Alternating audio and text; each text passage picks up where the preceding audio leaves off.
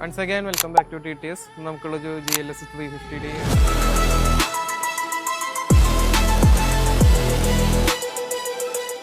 അപ്പോൾ ഇതിന് മുമ്പേ നമ്മൾ ഇതിൻ്റെ എയർ സസ്പെൻഷനും കാര്യങ്ങളൊക്കെ ഒരു വട്ടം മാറിയേക്കണ വണ്ടിയാണ്. അപ്പോൾ കുറച്ച് മെയിൻ്റെനൻസ് പരിപാടികൾക്ക് വേണ്ടി വന്നേക്കണതാണ് വണ്ടി. അപ്പോൾ ഇന്നത്തെ പരിപാടികൾ എന്ന് പറഞ്ഞാൽ ഈ വണ്ടിക്ക് കുറച്ചധികം പ്രശ്നങ്ങളായിട്ടാണ് ഇപ്പോൾ വന്നേക്കണത്. മെയിനായിട്ട് ഇതിൻ്റെ ഡിഫറൻഷ്യൽ എമൗണ്ട് കാര്യങ്ങളൊക്കെ പൊട്ടിയിട്ടുണ്ട്, സ്റ്റിയറിംഗ് ബാക്കിൽ നിന്ന് വെച്ചുണ്ട്. അപ്പോൾ ഇപ്പോൾ നമ്മൾ ഇതിൻ്റെ സ്റ്റിയറിംഗ് റാക്ക് നമ്മൾ അഴിച്ച് റിപ്പയർ ചെയ്യുകയാണ്. അപ്പോൾ എന്താ ബെനിഫിറ്റ് എന്ന് വെച്ച് കഴിഞ്ഞാൽ ഒരു പുതിയ റാക്കിൻ്റെ പകുതി എക്സ്പെൻസേ നമുക്ക് ആവുള്ളൂ.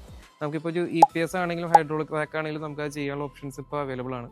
അപ്പോൾ തന്നെ ഇതിൻ്റെ ബ്രേക്ക് പാഡ്, റോട്ടർ, അതുപോലെ തന്നെ engine mounting, gear box mounting, lower arm എല്ലാം ഇതിൻ്റെ ഒപ്പം തന്നെ മാറുന്നുണ്ട്.